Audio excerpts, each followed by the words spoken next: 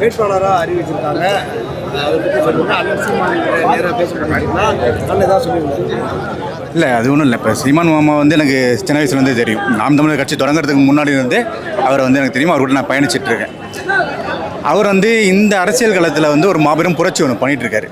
அப்போ இங்கே ஒரு புரட்சி அவர் பண்ணிகிட்டு இருக்கும்போது என் கூட வந்து நில்றா தம்பி அப்படின்னு சொல்லும்போது நமக்கு அதை விட வேறு என்ன வேணும்? அதனால் மாற்று கருத்து இல்லை. சரி மாமா நான் நிற்கிறேன் அப்படின்னு சொல்லிட்டேன். நான் மேடையில் சொன்ன மாதிரி தான் அவர் கூட நிற்கிறதே நான் வந்து ஒரு தண்ணீரை அடைஞ்சது தான் நினைக்கிறேன். ஆனால் குறிப்பாகவே வந்து நாம் தமிழர் கட்சி வேட்பாளருக்கு மிரட்டல்ங்கிறது ஒரு சாதாரண விஷயம். அந்த மாதிரி ஒரு மிரட்டல் வந்தால் எப்படி நான் சமாளிக்கிறேன்? அதில் என்ன மிரட்டல் என்ன இருக்க போகுது? நம்மள என்ன மிரட்டி என்ன பண்ணிட போகிறாங்க? அது அப்படியே கடந்துட்டு போயிட வேண்டியது தான். அதெல்லாம் பெரிதாக நம்ம எடுத்துக்க வேண்டியதில்லை. எப்படி பார்க்குறீங்க? வந்து ஏன்னா இங்கே பல பேர் வந்து சீட்டே கிடைக்கல அப்படின்ட்டு கட்சி விட்டு போன ஆளுங்களாக இருக்காங்க. இல்லை, அது நாம் தமிழருக்கான இடம் அது கிடையாது. ஏன்னா இது வந்து நம்ம மண்ணுக்கும் மக்களுக்காக அரசியல் பண்ண வந்திருக்கும். இங்கே வந்து நம்ம வந்து முதல்ல களமாடணும், அதுக்கப்புறம் வெற்றி காணணும், அதுக்கப்புறம் மக்களுக்கான பணியை செய்யணும். அதை நோக்கி தான் நம்மளோட பயணம் இருக்கணுமே தவிர இங்கே வந்து சீட்டு வாங்கணும், சீட்டு வாங்கிட்டு வெற்றி பெற்று மற்ற கட்சிகள் மாதிரி ஒரு சீட்டுக்கும் 2 சீட்டுக்கும் நின்று இதெல்லாம் வந்து இதுக்கெல்லாம் வந்து நாம் தமிழரில் இடமே கிடையாது. இங்கே இது முழுக்க முழுக்க இந்த மண்ணுக்காகவும் மக்களுக்காகவும் தமிழ் தேசியத்துக்குமான கட்சி. அதை நோக்கி மட்டும்தான் நம்மளோட பயணம் இருக்கணுமே தவிர மற்ற கட்சி மாதிரி இது இருக்கக்கூடாது. இப்போ வந்து எப்படி நான் இப்போமே வந்து கட்சி பணிகள்லாம் மேற்கொள்ள தொடங்கிட்டீங்களா? இல்லை, நான் ஒரு ஆண்டுகளுக்கு முன்பு இருந்தே கட்சி பணி தொடங்கியாச்சு. அதுக்கு முன்பு இருந்தும் பண்ணிட்டு தான் இருந்தோம்.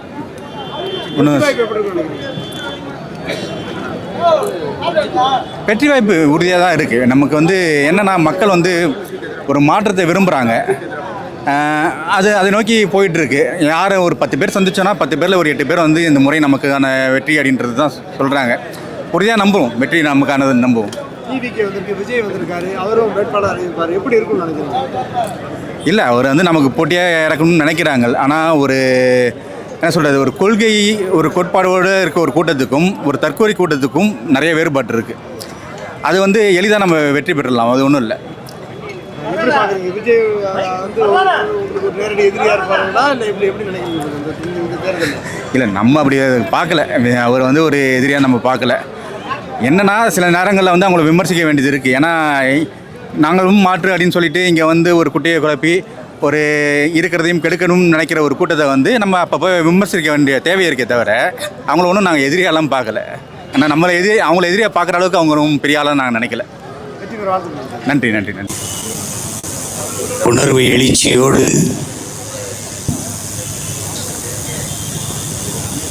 இனத்தின் பிள்ளைகள் எல்லோரும் கூடி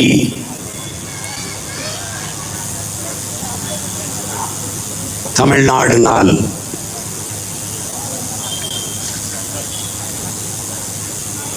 கொண்டாடி கொண்டிருக்கிறோம்.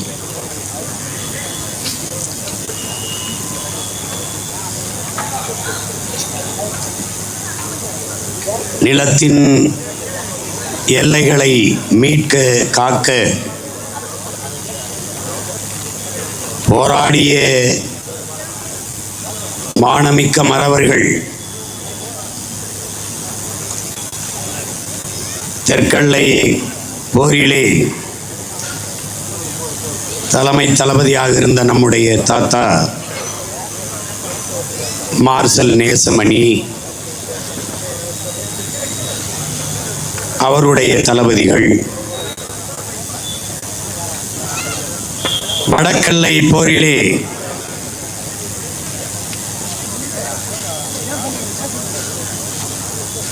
நம்முடைய தாத்தா சிலம்பு செல்வர் மாப்போ சிவஞானம்,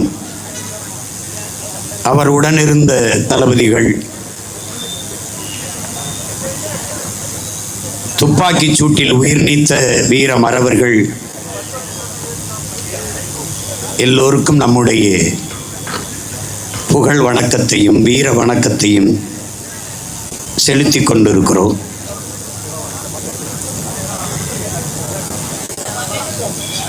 இந்த நாட்டிற்கு தமிழ்நாடு என்று பெயர் சூட்ட வேண்டும் என்ற கோரிக்கையோடு மேலும் பல கோரிக்கைகளை 12 கோரிக்கைகளை முன்வைத்து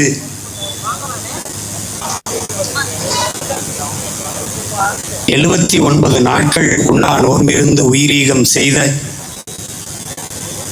நம்முடைய தாத்தா சங்கரலிங்கனார் அவர்களுக்கு நம்முடைய புகழ் வணக்கத்தை செலுத்துவதில் பெருமை கொள்கிறோம்.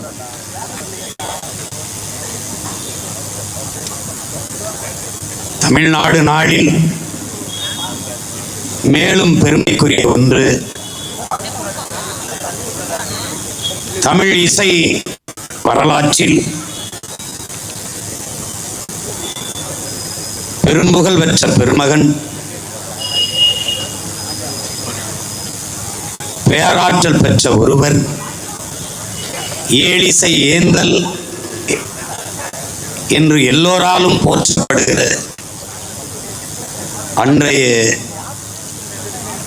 உச்ச நட்சத்திரம், சூப்பர் ஸ்டார் நம்முடைய தாத்தா தியாகராஜ பாகவதர் அவர்களுக்கு இசை புகழ் வணக்கத்தை செலுத்துவதில் அவர் பேரப்பிள்ளைகள் பெருமிதம் கொள்கிறோம்.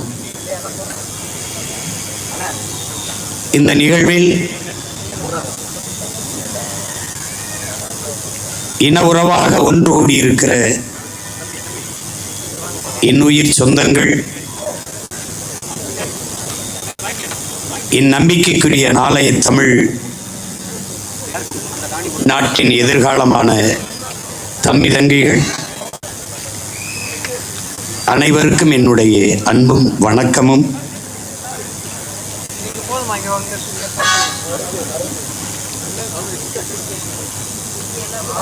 தமிழ்நாடு நாள்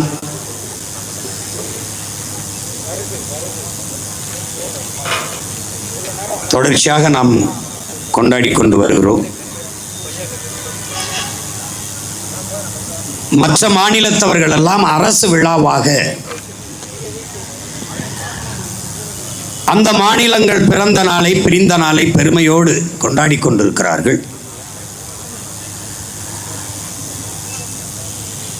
தமிழ்நாட்டில் இது நடப்பதில்லை. நாம் வந்த பிறகு ஒப்புக்கது கொண்டாடப்பட்டது. அதுவும் இங்கே பேசியவர்கள் குறிப்பிட்டது போல மாநிலம் பிறந்த நாளை தமிழ்நாடு நாள் என்று கொண்டாடாது,